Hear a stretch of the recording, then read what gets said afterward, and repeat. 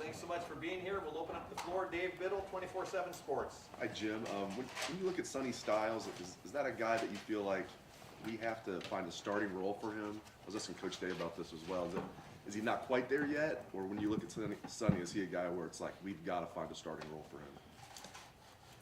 Yeah, I think when you look at the potential best 11 players, for the 2023 defense, I mean, he's a guy that our staff is going to point at and say, we need to find a way to get him in there. He held his own in the semifinal, and I think he's just got all kinds of skills. So, yeah, we got to experiment with him in different places, see what's best for Sonny and our defense, but he's definitely on our mind, and he will be all spring in terms of getting him into a position that's effective, for the defense. Second row right, Bill Landis, Rivals. Jim, I don't believe C.J. Hicks played a snap at linebacker last year. I guess when you look back on that, one, are you okay with how that played out? And then two, now, how does he slot into things in 2023? I guess similar to the Sonny question, like, is he a guy you feel like you got to find a role for this year? C.J., great athlete, really good kid, good energy, good team guy. And I think that is worth saying, right? Because when you're 5-star and Mr. Everything, I think it's challenging to come into a top 5 program and not play right away. But he handled it really well. CJ's situation is different because there's a couple guys coming back. There's a lot of experience there. He plays in a position that's closer to the ball. You know what I mean? So I feel like there's some learning, in terms of all the schemes and all the different fits that you get as a linebacker. If you're up front, you're attacking. You can get in pretty early in your career, and if you're on that back end, you have space and distance and all that to figure it out. So I'm really just looking for improvement from CJ, not putting any pressure on him. I'm really just looking for him to improve this spring. I know he's going to have a great career, but I haven't put any kind of timeline on him yet. You explained the jack position in the past as something that can be maybe a little more simplified, still near the ball, but more simplified sort of existence. Could he potentially do some of that stuff in an effort to give him more? Yeah, I've thought about that. I have thought about that for CJ because when directed, he's skilled and he can get from point A to point B quickly. I don't know how much we'll be delving into the jack this spring, but I think it is something good to look at CJ for the fall. But we did not quite use the position as much as I had hoped last year. It just didn't seem to develop with our personnel, and so this spring I want to focus on the fundamentals, of our 4-down and really getting better at the fundamentals. But I see CJ as a candidate and Mitch Melton, and one of the reasons I'm not going to get into it this spring as much is because Mitch, who I thought had a real chance, he's still coming off that injury and he won't be ready for camp. Go ahead. Sorry about that, Coach. Fourth row right, Cameron Teague Robinson, The Athletic. Coach, actually, just kind of off that on Mitch Melton. I mean, Ryan Day said he's just doing individual drills a lot this spring.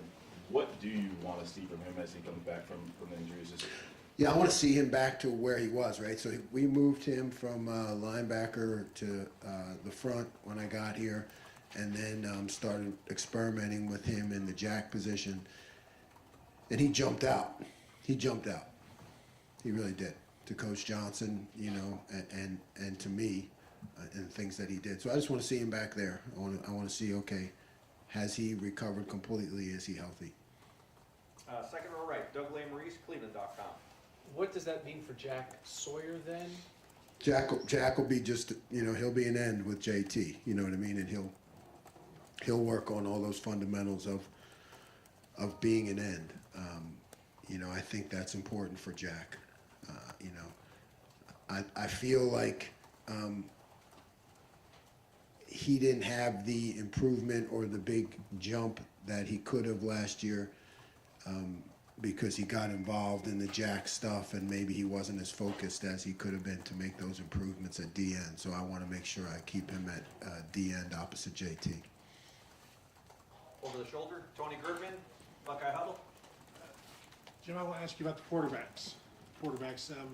Devin Brown, Kyle McCord, obviously there's still not much to know about them, but you've seen plenty of them. What, I guess, maybe annoys you about them as a defensive coordinator? What do they do that gives defenses problems, each of them? Devin can run around, Kyle manages the game really well. They both have their strengths and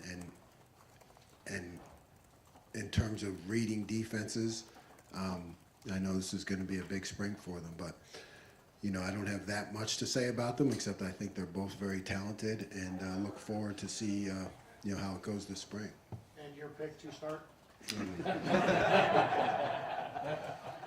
Over the shoulder. Next question. That would be 24/7 Sports.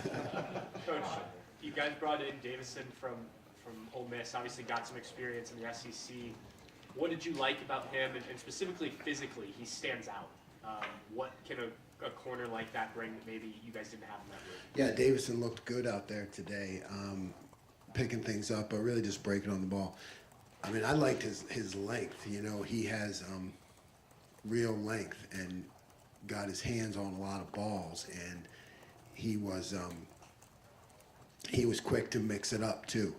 I joke with him all the time. He's got that Jersey toughness, and he's got experience in the SEC. Played a lot of football. I just think he's going to bring a lot of competition to the position. Front row right, Austin Ward, Rivals. Jim, has come up a couple times that Denzel took this offseason pretty seriously. I don't know how much you've noticed of that. We know last year didn't go the way he wanted, certainly physically. What have you noticed from Denzel, either workouts or just day one today? Great. It's a great observation. I think Denzel this off season just stood out, man. I mean, it's just his physical development, the way he competed. We were talking about the yesterday as a defensive staff. I have the defensive staff go through a draft. I'm not giving out any of the results, but I have them go through a draft. And we kind of draft our team to kind of see, what our thoughts are on each player, and you can see where maybe somebody, drafted him high and somebody drafted him low, but Denzel came out great in that, and I think everybody has seen the off season, and then today, he got his hands on more balls than maybe all last spring and camp together. So he just seems to be on point. Right next door, Tim May, Letterman Row. Yeah, bunch of questions, but I'll just give one. What is it like, though, to see Jihad Carter and Davison Igbinosun come in, in this new modern era, to give you an infusion? What does that mean for the defense, I guess? And just what do you think about those kind of things? It is a different age. Times are changing. I mean, I like the fact that we're, the Ohio State. We don't participate in that arena very much. We're not turning over, 22 new guys or something that's going on. We can really be picky about the guys. And, you're talking about two starters at Power 5 programs that now come in with experience, and I think they give us great competition there. That's what we need in the back end. We need competition. We need guys fighting to play. We need guys competing against our offense, getting hands on balls. The next step and evolution of this defense really starts in the back end. We all know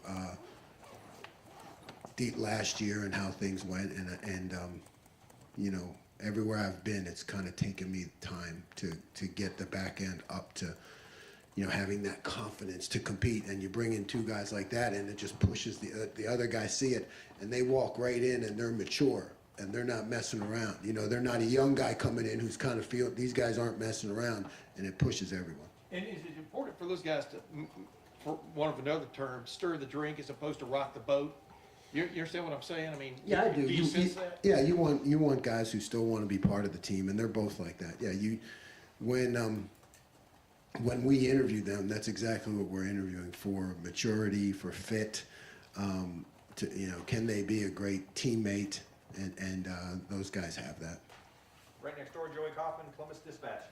Jim, you mentioned you didn't use the jack position as much maybe you thought you would last year. Can you give some context? I guess, how much did you use it? Was it not as much? What did you kind of go in hoping for, and ultimately kind of how did you feel about that? And Yeah, I thought.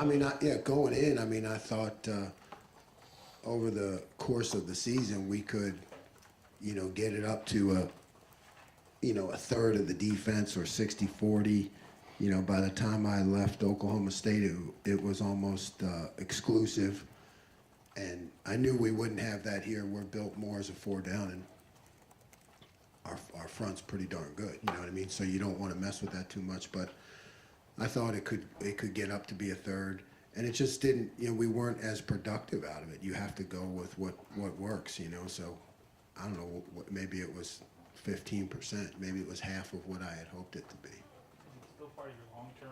Still part of my long term, absolutely, because I think we could get the best combo player in the country, when we target one. As you're moving down the road, we're Ohio State. That's a position that people don't have. We can target the best one and build towards that and work towards it. Third row left, Dan Hope, 11 Warriors. Jim, last year, Tommy and Steele basically played all the reps at linebacker. Do you envision it staying that way this year, or do you envision trying to rotate guys a little more? Yeah, I definitely want to rotate them more. I think Cody Simon, with Tommy out this spring, Cody's going to have a big spring, and he's going to put himself in position to play regularly. That's my vision, so that we can have a really nice rotation there, which, when you're playing 14, 15 games, is going to help us at the end of the year. It really is. We need to get Cody to that point where he can play, and rotate with those two guys. And then, when you look at CJ and Gabe, the young guys, you're really looking at that leap from year one to year two. Can they show in the spring, like you said, that they're ready to play? You want those guys to force you to put them on the field by how well they play. But yeah, I'm definitely hopeful we can take some of the reps off of Tommy and Steele, because it'll help us in the end of the season. Where does Reed Carrico fit in that? Reed's bouncing around a little bit right now. We're trying him out some different positions. We have, our Sam position against 12 personnel. He's kind of jumping around a little bit. We definitely want him to make a push on special teams, and we hope he shows up. And you're looking for him also, like Gabe and CJ, to show that they have to be on the field, show that maturity. Right in front of him, Stephen Means, Cleveland.com. Targeting guys for that jack position, that combo type player. What position is that kid playing in high school right now where you're trying to target? Is he more of a defensive end like Joshua Mickens was? Is he, a linebacker? Is there like a style you're looking for when you're actually trying to recruit that position now? No, I think it could, he could be a tailback, like the first one I ever had, who went on to be, the first round draft pick in the history of Western Michigan was Jason Babin, and he was a tailback in high school. So I think what you're looking for is someone who's just an extremely productive football player, but doesn't fit into anyone's mold. That guy who's just, the D-line coach says he's not big enough. The linebacker coach says he doesn't read well enough. Or the running back coach said, well, he's a really good player, but he's not, one of the top 3 running backs in the country. And I feel like eventually we'll have something to sell in that area. Front row, Bill Rabinowitz, Columbus Dispatch.